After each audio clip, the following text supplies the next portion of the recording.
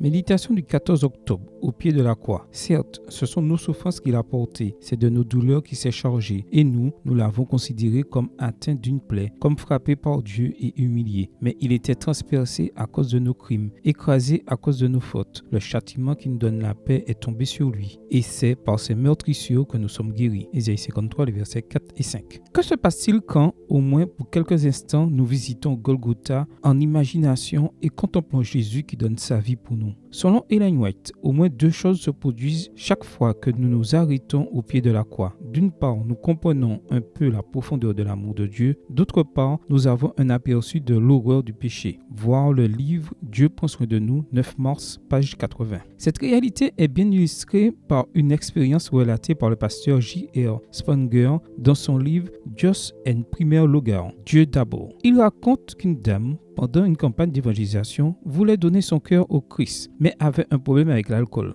Quand elle semblait avoir la victoire, elle rechutait. Un jour après avoir étudié la Bible, elle a ressenti une forte envie de boire. Elle est allée acheter une bouteille et en rentrant, elle s'en est versé un verre. Sur le point de boire, elle a vu la Bible qu'elle avait lue pendant la journée et elle l'a attrapée d'une main, tenant le verre dans l'autre main. À qui obéirait-elle? À Dieu ou au tentateur? En regardant ses mains, qui à ce moment-là ressemblaient plus au plateau d'une balance, elle s'est dit: je ne peux pas garder les deux, je dois garder l'un et rejeter l'autre. Puis elle a pensé à l'amour de Jésus, à tout ce que le Seigneur avait souffert pour la sauver. À ce moment précis, la tentation a perdu de sa puissance. À partir de ce moment-là, écrit pasteur Stengler, cette dame n'a plus jamais rejeté le Christ pour la boisson. C'est pareil lorsque nous nous agenouillons au pied de la croix. Nous percevons à quel point le péché est horrible et nous comprenons aussi quelque chose de la grandeur, de la hauteur, de la largeur, de la profondeur de l'amour de Dieu pour nous, ses enfants. Il nous serait avantageux de passer chaque jour 1 heure dans la méditation et la contemplation de la vie du Christ. Il faudrait l'étudier point par point, nous efforçant en imagination d'en reproduire toutes les scènes, surtout les dernières. C'est en apprenant à nous repentir et à nous humilier au pied de la croix que nous serons finalement sauvés. Extrait du livre Jésus-Christ, chapitre 8, page 65, livre écrit par Ellen G. White. Quand êtes-vous allé au pied de la croix pour la dernière fois? Prière. Seigneur Jésus, aujourd'hui, je prends la résolution de faire une rencontre personnelle avec toi. Chaque matin, au pied de la croix, je veux te connaître mieux chaque jour et ainsi répandre ton grand amour de plus en plus autour de moi. Amen. Bonne journée à vous et que le Seigneur vous bénisse.